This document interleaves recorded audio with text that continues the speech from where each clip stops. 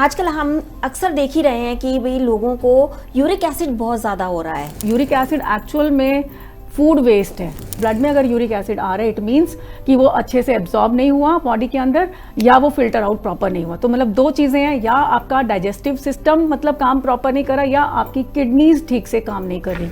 अब हम लोग जंक ज़्यादा खा रहे हैं, केमिकल बेस्ड फूड ज़्यादा खा रहे हैं, प्रोसेस्ड फूड हम बहुत ज़्यादा खा रहे हैं, तो इसलिए हमें यूरिक एसिड की प्रॉब्लम आई। अदरवाइज तो हमने कभी सुना भी नहीं था कि यूरिक एसिड की भी कभी कोई प्रॉब्लम आती है, क्योंकि ये डाइट बेस्ड डिजीज़ है। घर पर रहकर भी यूरिक एसिड का इलाज किया जा सकता है। With in couple of days you can treat this problem.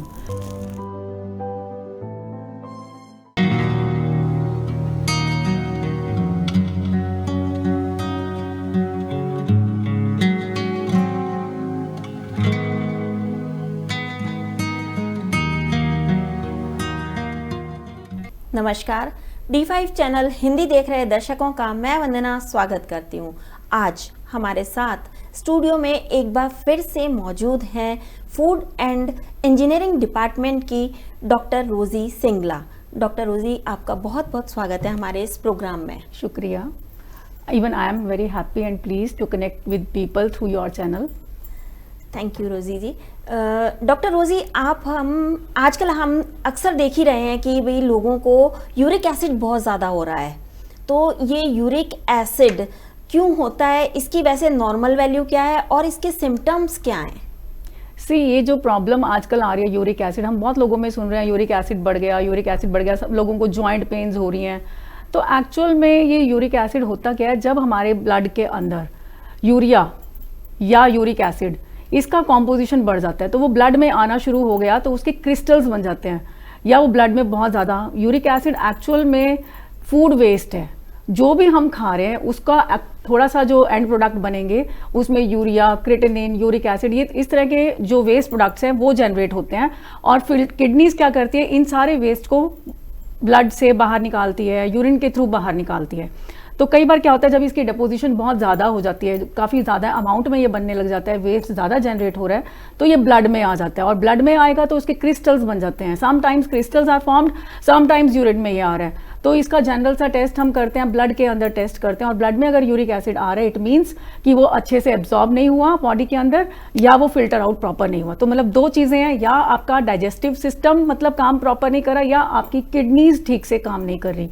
तो यूरिक एसिड वही है कि आपका अल्टीमेटली आ कहाँ से रहा है, थ्रू डाइट, या किडनीज काम नहीं कर रही, उसको प्रॉपर रिमूव करने में आपने खा बहुत ज़्यादा लिया, कोई एसिडिक, कोई नाइट्रोजिनस फूड, प्यूरिन्स हम जिसको बोलते हैं, प्रोटीन डाइट आपने बहुत ज़्यादा खाई, तो उससे ये वेस्ट जनरेट होता है। इसकी नॉर्मल वैल्यू कितनी होती है? वैसे ये वैल्यू वेरी करती है फ्रॉम मेल्स टू फीमेल्स, क्योंकि जनरली मेल्स में हम कह देते हैं 3.5 to 7 जो है नॉर्मल रेंज है। अगर इससे ज़्यादा हो गया तो it means it is a matter of concern. और सिमिलरली फीमेल्स में अप टू 6 मिलीग्राम पर डेसीलीटर हम इसको काउंट करते हैं। अगर इससे ज़्यादा है तो it means it is a serious matter and it should taken care of. जब किसी को यूरिक एसिड हो जाता है तो उस वक्त उस पेशेंट को कैसा लगता है, क्या सिम्टम्स होते हैं इसके, कैसा फील होता है? देखिए, मैंने अभी बताया जो क्रिस्टल्स बन रहे हैं यूरिक एसिड के, अगर यूरिक एसिड एक्चुअल में क्या है, वो क्रिस्टल फॉर्म में है। जब वो क्रिस्टल्स एक दूसरे के साथ जुड़ेंगे तो वो कुछ ना कुछ आपको प्रॉब्लम क्रिएट करेंगे, वो जाके डिपॉजिट हो जाएंगे आपके जॉइंट्स में, जॉइंट पेन्स होंगे। पैरों में अगर चला गया, जैसे गाउट की प्रॉब्लम आती है, इसको हम वैसे अल्टीमेटली जो क्रिस्टल फॉर्मेशन है उसको हम बोल देते हैं गाउट, मतलब कि इसका जो अल्टीमेट एंड रिजल्ट आ रहा है वो गाउट हो जाता है। तो मतलब ये है जॉइंट्स की प्रॉब्लम है, पैरों में बहुत ज़्यादा दर्द रहता है आपका, मतलब आप अनईजी फील करते हो, every time you feel that pain if you are suffering from uric acid, excess of uric acid. अभी आपने बताया कि उनको पेन होता है, तो क्या उनको घबराहट भी होती है, वॉमिटिंग भी होती है, या कोई और सिम्टम्स नज़र आते हैं? किस टाइम उन्हें डॉक्टर के पास जाना चाहिए? यूरिक एसिड समटाइम्स ऐसा होता है क्योंकि एसिम्टोमेटिक भी हो सकता है, सिम्टोमेटिक भी हो सकता है। अगर सिम्टोमेटिक केसेस में तो आपको बड़ी इजीली पता चल जाता है, जब आपके पैरों में दर्द हो रहा है, आपको जॉइंट पेन्स हैं, आपसे वो पेन सहा नहीं जा रहा, आपको रात को नींद नहीं आ रही, इनसोम्निया है, पेन के कारण आप अनईजी फील कर रहे हो, तो इसका मतलब आपको इमीडिएटली आपको मेडिकेशन स्टार्ट करनी चाहिए। इधर you have to check your life style, और you have to talk to some doctor कि आपको क्या प्रॉब्लम है, क्या ये हुआ है। आपको अपना यूरिक एसिड टेस्ट कराना चाहिए। ब्लड में बेसिकली वैसे तो नॉर्मल सा ब्लड टेस्ट होता है, उससे हमें पता चल जाता है कि हमारे ब्लड में कितना यूरिक एसिड है। Otherwise doctors they also recommend some x-rays, उससे भी पता चलता है कि जॉइंट्स के पास वो क्रिस्टल्स बने हैं या नहीं बने, तो उससे भी हमें क्लियर हो जाता है कि we are suffering from uric acid. जब किसी को यूरिक एसिड हो जाता है तो क्या मतलब इससे कोई और बीमारियां भी हो सकती हैं, ये एक क्रॉनिक रूप भी ले सकता है? यस, ऑफ कोर्स ले सकते हैं, बिकॉज जो यूरिक एसिड है अल्टीमेटली बहुत सारी डिजीजेज जो है, बहुत सारी चीज़ें इसके साथ लिंक्ड हैं। इवन हाइपरटेंशन, डायबिटीज़, ओबेसिटी, ये कई तरह की प्रॉब्लम्स है, क्योंकि जो पर्सन है वो बहुत लिथार्जिक हो जाएगा, उसको उससे पेन नहीं सहा जाएगा, तो मतलब वेट का भी बड़ा, और जिनको ज़्यादा मतलब वेट है, जिन्होंने बहुत वेट पुट ऑन कर रखा है, उस केस में उन लोगों को अपना वेट भी रिड्यूस करना पड़ेगा ताकि वो यूरिक एसिड से अपने निजात पा सकें। खाने पीने में क्या चीज़ खानी पीनी चाहिए और किन चीज़ों का परहेज करना चाहिए? क्योंकि आपने अभी बोला कि डाइट का बहुत बड़ा रोल होता है, तो उस हिसाब से आप हमें बताएं कि क्या चीज़ खाएं पिएं और क्या चीज़ बिल्कुल नहीं खाएं पिएं। डाइट की अगर बात करूं, मैंने कहा प्यूरिन्स और प्रोटीन्स, इनका जो वेस्ट है वो यूरिक एसिड है। तो सबसे पहले तो हमें अपनी डाइट में प्रोटीन्स की मात्रा को, प्रोटीन्स के अमाउंट को कम करना है। तो हमें लो प्रोटीन डाइट लेनी है। और लो प्रोटीन डाइट, कई लोग जो नॉन वेजिटेरियन है, अब they people will think like कि, बट नहीं, उनको नॉन वेजिटेरियन लोगों को नॉन वेज छोड़ना ही पड़ेगा, क्योंकि that food is actually loaded with lots and lots of proteins, lots and lots of purines. तो उन लोगों को ये सारा, जैसे नॉन वेज में फिश है, टूना स्पेशली, सी फूड्स हैं, ये सब नहीं खाने। डेयरी, एग, ये सब अवॉइड करना है। हाई फैट डेयरी तो बिल्कुल अवॉइड करनी है। तो इस तरह की चीज़ें हमने अपनी डाइट में बिल्कुल इंक्लूड नहीं करनी। उसके बाद आप पूछ रहे हो कि हमें क्या चीज़ें इसका सब्स्टिट्यूट का है, तो इसमें हम लोग कुछ ना कुछ ऐसी चीज़ें ले सकते हैं जिनमें प्रोटीन की मात्रा बहुत कम है। ऐसे फूड्स को हम अपनी डाइट में इंक्लूड कर सकते हैं। हम योगर्ट ले सकते हैं, कर्ड ले सकते हैं कुछ अमाउंट तक। और हाई प्रोटीन के अंदर हमें जैसे इवन लेग्यूम्स हमें नहीं खाने हैं। लेग्यूम्स में चना हो गया, राजमा हो गए, सोयाबीन्स हो गए, ये हमें बिल्कुल कंप्लीटली अवॉइड करने हैं। इवन सब्जियां, जो मैं कहती हूँ कि सब्जियों में जैसे पीज हैं, बीन्स हैं, इन सब में भी क्योंकि प्रोटीन का कंटेंट बहुत ज़्यादा होता है। इवन एस्पैरेगस में भी कई लोग कह देते हैं, स्पिनच है। एस्पैरेगस को अगर आपको मैं हिंदी में बताऊँ, इसको शतावरी बोलते हैं। वैसे तो शतावरी का मतलब होता है कि वन हु पोजेसेस 100 हस्बैंड्स। तो शतावरी अपने आप में एक बहुत अच्छी हर्ब है, इसको लेना चाहिए। बट यूरिक एसिड के केसेस में sometimes you have to avoid this herb, because इसके अंदर भी प्रोटीन का, सैंड का कंटेंट बहुत ज़्यादा होता है। तो ये भी क्रिस्टल फॉर्मेशन में कई बार उस चीज़ को थोड़ा सा एग्रावेट करती है। तो ये चीज़ें हमें अवॉइड करनी चाहिए। तो हम इससे यूरिक एसिड, मतलब हमें प्रोटीन के ऊपर कंसर्न, मेन फोकस रखना है कि जो प्रोटीन की डाइट है वो हमारी अप्रोप्रिएट हो। हमें बहुत ज़्यादा अमाउंट में प्रोटीन नहीं खाना। दालों में आप मूंग की दाल, तुअर की दाल, जिसको अरहर की दाल हम बोलते हैं, या चने की दाल, आप कुछ अमाउंट में ले सकते हो। बहुत एक्सेस में तो ये भी नहीं लेनी है, बट अगर आपका दालों का दिल करता है तो आप ये ले सकते हो। बट आपने चना, राजमा, ये सब तो बिल्कुल अवॉइड करें, क्योंकि इनके अंदर प्रोटीन का कंटेंट बहुत ज़्यादा है। फ्रूट्स में अगर बात करूँ, जैसे पपाया है, बनाना है, चेरीज़ हैं, आप ये फ्रूट्स आप आराम से खा सकते हो। गुआवा खा सकते हो, सीडलेस गुआवा आप खा सकते हो, सीड्स को निकाल के आप रिमूव करके आप खा सकते हो। Even lemon, it is a boon for uric acid. See all diseases they thrive in acidic medium, ये हमें पता होना चाहिए। हमें हर चीज़, क्योंकि हमारी जो ब्लड की पीएच है that is alkaline, it is near to alkaline. ये मुझे लगता है सबको पता होगा कॉन्सेप्ट एसिडिटी और एल्केलिनिटी का क्या होता है, कि हमारा जो बॉडी है वो कब काम करती है, जब हमारा जो ब्लड है वो एल्केलाइन मोड पे चलेगा। अगर हम एसिडिक फूड खाए जाएंगे, यूरिक एसिड बेसिकली क्या है, दैट इज़ एन एसिड। तो हमें एसिडिटी को, एसिडिक फूड्स को अवॉइड करना है। तो हम जैसे जो होलसम ग्रेन्स है वो खा सकते हैं। कॉम्प्लेक्स कार्ब्स हम खा सकते हैं। कॉम्प्लेक्स कार्ब्स में बार्ले, जौ, जई, ओट्स, बार्ले, जौ, जई, मतलब ये चीज़ें हम इंक्लूड कर सकते हैं। कॉम्प्लेक्स कार्ब्स में अगेन मिलेट्स हम खा सकते हैं। तो उससे क्या होगा, हमारी बॉडी के अंदर यूरिक एसिड का, मतलब जो एसिड है वो बनना कम हो जाएगा। एसिड नहीं बनेगा तो ऑटोमेटिकली हमारा जो बॉडी है वो रिलीव हो जाएगी यूरिक एसिड से। यूरिक एसिड आमतौर पर कितने दिनों में ठीक हो जाता है?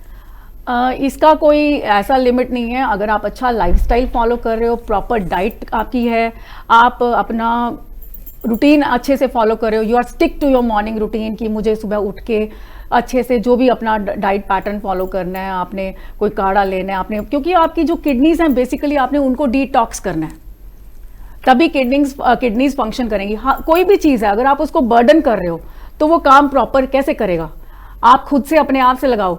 अगर आपको कोई वर्कलोड बहुत ज़्यादा है, आई बीइंग अ टीचर, अगर मुझे वर्कलोड एक्सेस में मिल जाता है तो मेरी वो प्रोडक्शन नहीं आएगी, मेरी वो क्वालिटी नहीं आएगी।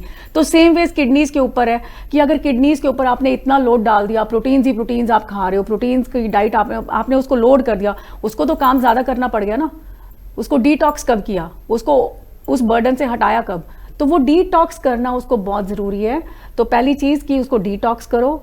कोई भी आप अच्छी हर्ब्स ले सकते हो जिनसे आप डिटॉक्स अपना सोल्यूशन मॉर्निंग में तैयार कर सकते हो। हार श्रृंगार के पत्ते हैं, सदाबहार है, पीपल के पत्ते हैं, इस तरह का कोई भी काढ़ा आप बना के पियो तो मॉर्निंग में मतलब आप बॉडी को डिटॉक्स, किडनीज को डिटॉक्स कर सकते हो, क्लींस कर सकते हो अपनी किडनीज को। और किडनीज की प्रोटेक्शन बहुत इंपॉर्टेंट है। किडनीज को प्रोटेक्ट कैसे करोगे? मैं एंटीऑक्सीडेंट्स की बात कई बार कर चुकी, तो आपने एंटीऑक्सीडेंट्स लेने हैं। एंटीऑक्सीडेंट्स नींबू में सबसे ज़्यादा हैं। Vitamin C, it is a great antioxidant. तो आप विटामिन सी लो। Sometimes people they come to me and ask कि मैम नींबू तो एसिडिक है, नींबू तो खट्टा होता है और आप इसको कह रहे हो कि it is a non acid food. See, जो चीज़ कई बार दिखती है ऐसा नहीं है, क्योंकि उसकी जो बेसिक नेचर है वो हमें उस पर जाना है कि वो डाइजेशन के बाद, मेटाबॉलिज्म के बाद वो हमारी बॉडी में क्या प्रोड्यूस कर रहे हैं। जितने फ्रूट्स हैं they are all by nature they are acidic, but on metabolism they become alkaline. तो सेम नींबू के साथ है। आप एसिडिक फूड्स, आप चीनी को आप क्यों, चीनी तो मीठी है, वो क्यों आप उसको कहते हो एसिडिक फूड है? ठीक है ना। तो वो चीज़ उसकी उस पर मत जाओ कि वो कैसा है, देखने में कैसा है, उसका अल्टीमेट रिजल्ट क्या आ रहा है, आपको उस चीज़ पे फोकस करना है। तो आपने मतलब एसिडिटी को रिमूव करना है अपनी बॉडी से, कंप्लीटली एल्केलाइन फूड खाना है। अभी आपने बात करी थी बॉडी को डिटॉक्स करने की, तो सुबह सुबह काढ़े बना करके डिटॉक्स कर सकते हैं, नींबू को गर्म पानी में डाल करके पी के डिटॉक्स कर सकते हैं। उसके अलावा और क्या डे का रूटीन होना चाहिए या डाइट का डे प्लान होना चाहिए? आप डाइट में क्या लें, क्या ना लें, कितना लें और कितना नहीं लें? देखिए, जितने हाई ग्लाइसेमिक इंडेक्स फूड्स हैं, जितने सिंपल कार्बोहाइड्रेट्स हैं, वो आपने नहीं लेने। सिंपल प्रोटीन्स आप ले सकते हो। सिंपल प्रोटीन्स का मतलब क्या है? प्रोटीन क्या है बेसिकली? उसको अमाइनो एसिड्स ने मिलके एक प्रोटीन को बनाया। एक प्रोटीन की चेन, एक प्रोटीन कंप्लीट होता है जब 22 अमाइनो एसिड्स कंबाइन होते हैं। तो वो अमाइनो एसिड्स ने अल्टीमेटली, प्रोटीन ने जाके बॉडी में टूटना और उसको अमाइनो एसिड्स में कन्वर्ट करना है। And when we are suffering from uric acid, तो हमें उसको सिंप्लीफाई फॉर्म में, अगर प्रोटीन को, कॉम्प्लेक्स कार्ब्स लो पर प्रोटीन आप सिंपल फॉर्म में लो। कीटो अमाइनो एसिड्स करके आजकल बहुत कॉन्सेप्ट चल रहा है, तो आप कीटो अमाइनो एसिड्स वाली डाइट ले सकते हो। सिंपल अमाइनो एसिड्स आप डाइट में इंट्रोड्यूस कर सकते हो कि जो मतलब बहुत सिंपल फॉर्म में आपको लगता है। बेवरेजेस आपने नहीं लेनी है, आपने बिल्कुल भी फ्रूट जूसेस नहीं पीने, फ्रेश फ्रूट जूसेस को अवॉइड करना है। अगर आप यूरिक एसिड से सफ़र करो, फ्रूट्स आप खा सकते हो बट फ्रूट जूसेस का इंटेक आपने बिल्कुल नहीं करना है। मेथी जो है बहुत एक, it is also a great food, great मतलब detox to your kidneys. Morning में आप मेथी को मतलब मेथी का पानी पी सकते हो, रात को आप सोक करके रख दो मेथी, मॉर्निंग में वो पानी आप पियो, वो बहुत अच्छा डिटॉक्स है, किडनीज के लिए बहुत अच्छा है, यूरिक एसिड के लिए बहुत अच्छा है। इसके अलावा दिन में क्या चीज़ खानी पीनी चाहिए, कितने कितने अंतराल पे आप खा पी सकते हो? इंटरमीडिएट डाइट्स का, जैसे अगर मैं इंटरमीडिएट फास्टिंग की बात करती होती हूँ हमेशा, तो इट्स बेटर कि आप अपना मॉर्निंग, जैसे आप खा रहे हो कॉम्प्लेक्स कार्ब्स या जो भी मतलब है आपकी डाइट में, आप मॉर्निंग ब्रेकफास्ट में वो लो। उसके बाद फ्रूट्स का इंटेक, आप सैलेड्स लो, कुकम्बर आप बड़े आराम से खा सकते हो अगर आपको यूरिक एसिड है तो। आप खीरे, ककड़ी, ये सलाद खाओ। टमाटर आप सीड्स रिमूव करके आप टमाटर खा सकते हो। टमाटर की, ऑल्दो यूरिक एसिड जिनको होता है उनको टमाटोज और पोटैटोज ज़्यादातर मना ही करते हैं, बट कुछ मॉडरेशन में आप टमाटोज अगर अपने सैलड में इंक्लूड करना चाहते हो, चेरीज, बेरीज आप ये इंक्लूड कर सकते हो। तो इस तरह की चीज़ें आप खाओ। उसके बाद दिन में आपने लंच, वही आपने बारले जौ की रोटी बना लो आप, या मिलेट्स की रोटी बना लो। इस तरह का आप खाना खाओगे तो आपकी बॉडी नॉन एसिडिक रहेगी, यूरिक एसिड बनने के चांसेस कम होंगे। रात को आपने दाल बिल्कुल नहीं खानी। सी, मोस्ट ऑफ द पीपल, मतलब मैं ये देख भी रही हूँ, हमारा जो इंडियन जैसे डाइट सिस्टम है, वैसे ही यूरिक एसिड की प्रॉब्लम वेस्टर्न प्रॉब्लम है, क्योंकि उनकी जो डाइट है उसके अंदर नॉन वेजिटेरियन फूड ज़्यादा है। तो ये प्रॉब्लम वहाँ से चल के हमारे इंडियंस में आ गई because of the lifestyle changes. अब हम लोग जंक ज़्यादा खा रहे हैं, केमिकल बेस्ड फूड ज़्यादा खा रहे हैं, प्रोसेस्ड फूड हम बहुत ज़्यादा खा रहे हैं, तो इसलिए हमें यूरिक एसिड की प्रॉब्लम आई। अदरवाइज तो हमने कभी सुना भी नहीं था कि यूरिक एसिड की भी कभी कोई प्रॉब्लम आती है। हमारे जो एंसेस्टर्स हैं, दादी नानियाँ, उनको कभी इस तरह की प्रॉब्लम नहीं आई। आजकल छोटे ही सी एज में ये प्रॉब्लम्स स्टार्ट हो रही हैं। तो आपने जो डाइट है अपनी, उस पर मतलब मेन फोकस रखना है, क्योंकि ये डाइट बेस्ड डिजीज़ है, ठीक है ना, ये डाइट बेस्ड डिसऑर्डर है। तो डाइट को अगर आप अच्छा करोगे तो दालें, आजकल जैसे हमारे घरों में रात को दाल बनती है, तो रात को दाल आपने अवॉइड करनी है। आप वही फिर कि आपने लीवर को तो सारा टाइम 24 घंटे आपका लीवर काम कर रहा है, आप उसको कब आराम दोगे, ठीक है ना। लीवर आपका फ्रेंड है, आपका दुश्मन नहीं है, पर वो दुश्मन आप खुद बना रहे हो उसको, अगर आप उसको सारा टाइम उसको फीड कर रहे हो, ठीक है ना। स्मोकिंग कर रहे हो, अल्कोहल का इंटेक आपका ज़्यादा है, आपने तो लीवर को बर्डन करके रखा हुआ है ना। लीवर को कब आपने रिलैक्स किया। लीवर को भी आराम की जरूरत है, उसको एटलीस्ट रात को 10-12 घंटे, आप 7 बजे से पहले खाना खा लो अपना, आप उसको 10-12 घंटे का रिवाइवल टाइम दो, ठीक है, ताकि आपका ऑर्गन रीजनरेशन में आ सके, वो आराम कर सके, ताकि वो नेक्स्ट डे के लिए तैयार हो सके। But every time if you are feeding the liver, protein की डाइट इतनी ज़्यादा ले रहे हो कि उसको तोड़ने में ही सारी रात लगा हुआ है, उसको ही उसी के ऊपर काम कर रहा है, तो कुछ काम तो लीवर कर लेगा, बाकी का काम वो किडनीज की तरफ भेज देगा, है ना। तो अल्टीमेटली तो बोथ आर बर्डन, तो वो बर्डन से आपने उसको रिलीव करना है। अच्छा, मैं आपको एक चीज़ और बताऊं, आप किडनीज का बड़ा सिंपल सा, आप ये यूरिक एसिड का मतलब प्रोटीन की, क्योंकि एब्जॉर्प्शन की हम बात कर रहे हैं, तो आप इसको बड़े सिंपल तरीके से, फीमेल्स तो नहीं, खैर मेल्स बड़े आराम से यूरिनेशन के थ्रू चेक कर सकते हैं कि उनका प्रोटीन एब्जॉर्ब हुआ बॉडी में या नहीं। यूरिनेशन के टाइम पे बबल्स बन रहे हैं, ठीक है, अगर वो bubbles if they stay for 2 to 3 minutes, it means your protein is not being absorbed, and if they vanishes immediately, it means your protein is absorbed in the body. तो ये बड़ा सिंपल सा ट्रिक है, आप इससे आप check कर सकते हो कि प्रोटीन एब्जॉर्प्शन हुई है या नहीं हुई बॉडी में, यूरिन के थ्रू, मतलब अगर बबल फॉर्मेशन के थ्रू आप चेक कर सकते हो। अगर किसी को यूरिक एसिड हो जाए तो उसे क्या सावधानियां रखनी चाहिए। यूरिक एसिड में सबसे पहले मैं वही प्रोटीन वाली डाइट उसको बिल्कुल नहीं लेनी, नॉन वेजिटेरियन डाइट बिल्कुल नहीं लेनी, डेयरी के प्रोडक्ट्स उसने बंद कर देने हैं। हाँ, सीड्स का इंटेक कर सकते हो, चिया सीड्स हो गए, फ्लैक्स सीड्स हो गए, इवन जो ऑयल्स यूज़ करने हैं they should be plant based oils, groundnut है, फ्लैक्स सीड्स है, कोकोनट है, ये सारी चीज़ें, क्योंकि ओमेगा 3 फैटी एसिड्स का सोर्स है कोकोनट, और कोकोनट तो हम श्रीफल बोलते हैं इसको, तो कोकोनट से बनी चीज़ें आप ले सकते हो, कोकोनट ऑयल आप यूज़ कर सकते हो कुकिंग में। तो ये चीज़ें आप इंट्रोड्यूस करोगे तो आप यूरिक एसिड से बहुत जल्दी आपको रिलीफ मिलेगा, और आपको वो पेन्स जो तंग कर रहे हैं, जो दुखी कर रहे हैं आप यूरिक एसिड के, वो नहीं होंगे। किसी को अगर यूरिक एसिड हो गया है और अगर वो इलाज नहीं कराता है तो इसके बाद और कौन सी बीमारियां हो सकती हैं। जॉइंट्स आपके सबसे पहले इफेक्ट होंगे, आप चलने फिरने से रह जाओगे, क्योंकि जॉइंट्स में क्रिस्टल फॉर्मेशन, क्रिस्टल्स ने डिपॉजिट होते जाना है, तो आपको प्रॉब्लम्स नीज की आएंगी, आपको प्रॉब्लम एंकल, मतलब आप मुड़ नहीं सकोगे, बैठ नहीं पाओगे, उठ नहीं पाओगे, स्टैंडिंग आपकी ज़्यादा नहीं हो पाएगी, आप वॉकिंग नहीं कर पाओगे। तो इस तरह की प्रॉब्लम्स आपको यूरिक एसिड से आएंगी इन द लेटर स्टेजेस। क्या घर पर रहकर भी यूरिक एसिड का इलाज किया जा सकता है। बिल्कुल, जैसे मैंने अभी बताया, यूरिक एसिड कोई ऐसी बीमारी नहीं है जिसका, क्योंकि हमें पता है ये डाइट रिलेटेड डिजीज़ है, तो इसको with in couple of days you can treat this problem. अपनी डाइट में सुधार लाओ, अपनी डाइट को थोड़ा सा चेंज करो, प्रोटीन रिच डाइट को अवॉइड करो, खाने पीने में थोड़ी सी सात्विकता लेकर आओ, लेग्यूम्स को थोड़ा अवॉइड करो, सिंपल फूड्स में आ जाओ, फ्रूट्स, वेजिटेबल्स, ये सारी आप इनटेक करो। स्पिनच को छोड़ के बाकी से, जैसे एस्पैरेगस मैंने बताया, स्पिनच बताया, ये बीन्स हो गए, पीस हो गए, इन मशरूम्स, इवन मशरूम्स नहीं खाने हैं, तो ये थोड़ी सी चीज़ें छोड़ के बाकी सारी आप हरी सब्जियां खा सकते हो, तो उनको खाओ और आप बड़े आराम से अब इस बीमारी से आप निजात पा सकते हो। अक्सर लोग घिया का रस पीने को बोलते हैं, क्या वो फायदा करता है। देखिए, घिया का रस हो गया, सफ़ेद पेठे का रस, ऐश गॉड जिसको बोलते हैं सफ़ेद पेठा, ये तो मैंने आपको शायद मुझे लगता है हाइपरटेंशन में भी बताया था कि ये बहुत अच्छी चीज़ें हैं, क्योंकि इन्होंने अल्टीमेटली हमारे लीवर को डिटॉक्स करना है। तो ये बहुत अच्छी चीज़ें हैं, अगर आप इसको मॉर्निंग में आप डेली रूटीन में फॉलो करते हो तो आपकी किडनीज़ बहुत अच्छे से फिल्ट्रेशन का काम करेंगी। और किडनीज़ का जो फिल्ट्रेशन रेट है वो भी आप you can get it checked, क्योंकि हमारी बॉडी में जो भी हम खा रहे हैं वो वेस्ट जनरेट हो रहा है। अगर आपका GFR ग्लोमेरुलर फिल्ट्रेशन रेट अगर वो आपका 100 है तो इट मीन्स वो 10,000 मतलब 10,000 वाला जो वेस्ट है उसको रिमूव करेंगे। तो आपके GFR के ऊपर डिपेंड करता है कि कितना आपका वेस्ट रिमूव हो रहा है, ठीक है ना।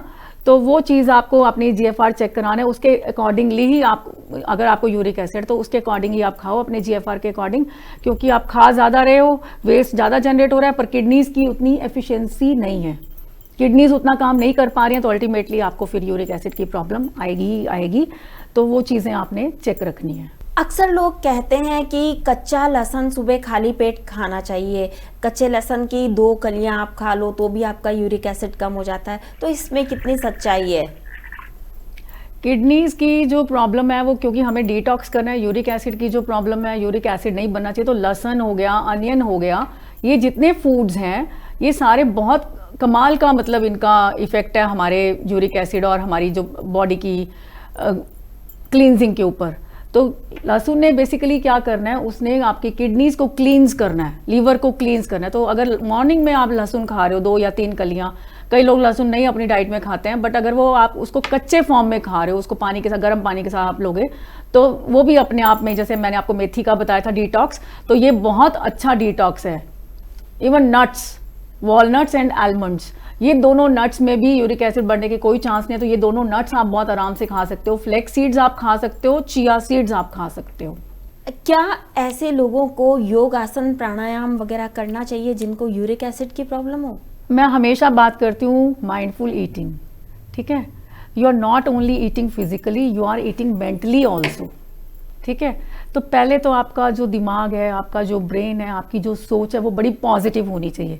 वो पॉजिटिव कैसे होगी? जब हम ऑक्सीजन लेंगे। तो वो ऑक्सीजन कहाँ से इंट्रोड्यूस कर रहे हैं? क्योंकि हमने अपनी थॉट्स को पॉजिटिव लेके आना है, तो मेडिटेशन, प्राणायाम, ये सारी चीज़ों से हम अपने आप को बहुत हद तक सुधार सकते हैं, अपनी थॉट्स को इम्प्रूव कर सकते हैं, पॉजिटिविटी की तरफ लेके जा सकते हैं। तो अगर पॉजिटिव हो गए तो आधा तो आपका, क्योंकि 40% लगता है मुझे डाइट का रोल है, 60% तो आपकी थॉट्स हैं, आपकी एक्सरसाइज है, आपका लाइफस्टाइल है, जिसने अल्टीमेटली आपको ठीक करना है। बिल्कुल। जब ऋषि मुनि हुआ करते थे तो वो भी ये कहते थे, मन चंगा तो कटौती में गंगा। यस। तो वही बात है यहाँ पर लागू होती है कि आपको अपने थॉट्स अच्छे रखने हैं। रोजी जी, आज आपने हमें बहुत ही महत्वपूर्ण बातें बताई, उम्मीद है हमारे दर्शकों को जरूर पसंद आएंगी। आप यहाँ आई, आपका बहुत बहुत धन्यवाद। Thank you. अगले एपिसोड में आपसे फिर मुलाकात होगी, तब तक के लिए नमस्कार।